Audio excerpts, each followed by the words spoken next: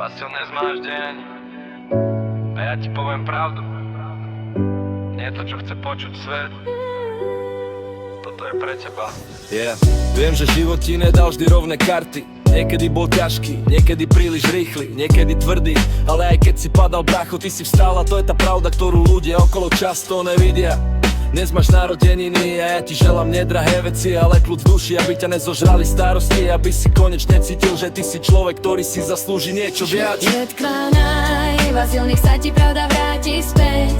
Nech ťa ľudia berú takého, aký si, nie takého, čo chcú mať. Dnes je tvoj deň, tak nech vybruje svet. Nech cítiš lásku, úprimnosť, nefaloš, čo ťa len ťahá späť.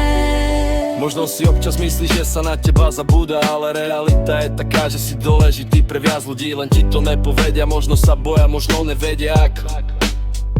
A ja ti to poviem, rovno si dobrý človek. A to je pravda, čo si zaslúži zaznieť na hlas. Život nie je súťaž, brácho, každý má svoje tempo, svoje rany, svoje sny. A ty máš v sebe viac síly, než si myslíš. Dnes je tvoj deň, tak ho príjmi. Tak všetko naj, Vasil, nech dnes stojíš pevne. Nech máš úsmev, nech máš chvíle, ktoré ostanú večne. Nech ti pravda svieti na cestu, jak oheň tme. Šťastné narodeniny, brácho. Dnes nech je deň, kedy je všetko